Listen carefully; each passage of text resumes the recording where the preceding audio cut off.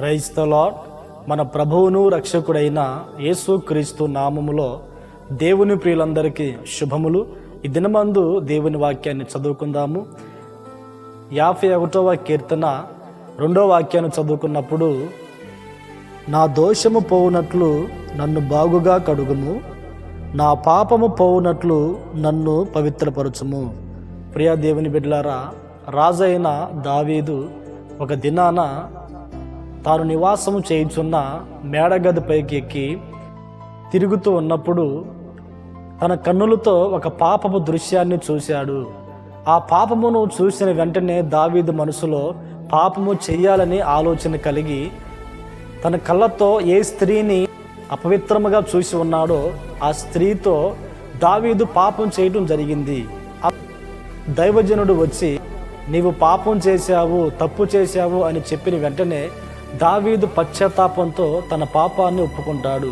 ప్రియా దేవుని బిడ్డలారా, దావీదు జీవితంలో తప్పు జరిగినది. తన బ్రతుకు దినములన్నింటా కూడా ఎప్పుడూ దావీదు తప్పు చేయలేదు. తన జీవితంలో తప్పు జరిగింది అంటే ఈ ఒక్క సందర్భంలోనే దావీదు తప్పు చేసి ఉన్నాడు. ఈ మాటలు వింటున్న ప్రియా దేవుని బిడ్డలారా, యేసుక్రీస్తు రక్తము చేత కడగబడిన మనము, ఆయన సొత్తుగా మార్చబడిన మనము, మన బ్రతుకుల్లో ఈ ఆత్మీయ జీవితాన్ని ప్రారంభించిన నాటి నుండి మనము దేవుని కొరకు ఈ ఆత్మీయ జీవితంలో ప్రయాణం చేస్తూ ఉన్నప్పుడు ఆయా సందర్భాలలో మనము తెలిసి తెలియక కొన్ని పొరపాట్లు, కొన్ని తప్పులు జరుగుతూ ఉంటాయి. అయితే ఎవరైతే చేసిన తప్పు నిమిత్తము పశ్చాత్తాపడి ఆ పాపాన్ని ఒప్పుకొని విడిచిపెడతారో వారు దేవుని కనికరం పొందుకుంటారు.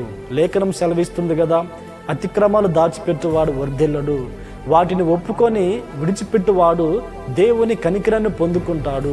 ఈ మాటలు వింటున్న మన జీవితంలో ప్రభువుని నమ్ముకున్న నాటి నుండి నేటి వరకు మనము ఏ సందర్భంలో దేవునికి విరోధంగా బ్రతికామో, ఏ సందర్భంలో దేవునికి నచ్చని మార్గంలో వెళ్ళామో, ఏ సందర్భంలో దేవునికి విరోధమైన కార్యాలు చేశామో మనము ఆలోచించి మన జీవితాన్ని పరీక్షించుకొని మనం చేసిన పొరపాట్లు, తప్పులు దేవుని సన్నిధిలో ఒప్పుకొని విడిచిపెట్టగలిగితే దేవుని కనికరం మన మీద ఉంటుంది, దేవుని కటాక్షం మన మీద ఉంటుంది.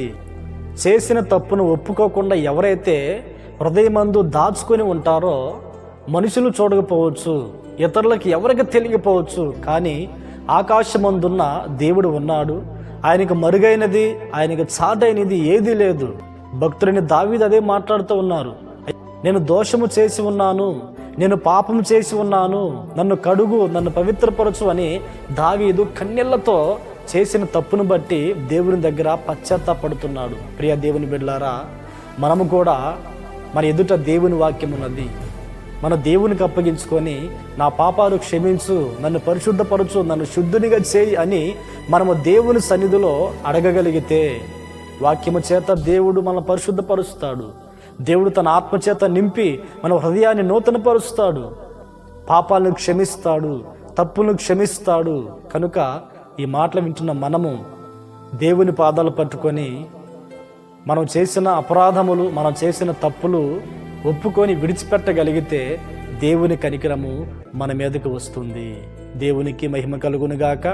ప్రార్థన. ఆశ్చర్యకరుడా, మహోన్నతుడా, సర్వశక్తిమంతుడా, మీకు స్తోత్రాలు చెల్లిస్తున్నాం నాయన. ఈ దినాన్ని మీరు మాకు అనుగ్రహించున్నారు నాయన.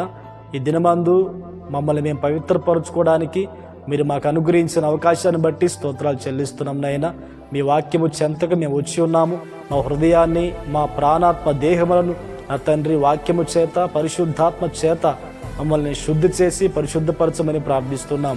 నా తండ్రి, మీకు ఇష్టమైన, యోగ్యత కలిగిన పరిశుద్ధమైన జీవితం చేయటకు కృపను గురించమని ప్రార్థిస్తూ ఉన్నాము. ఈ ప్రార్థనలు ఏకీభవించిన ప్రతి వారిని కూడా ఆ దిశగా మీరు నడిపించి ఈ దినమంతి కృపాక్షేమాలు మాకు తోడుగా ఉంచమని యేసు నామములో ప్రార్థించి అడిగి వేడుకొనుచున్నాము తండ్రి. ఆమేన్, ఆమేన్.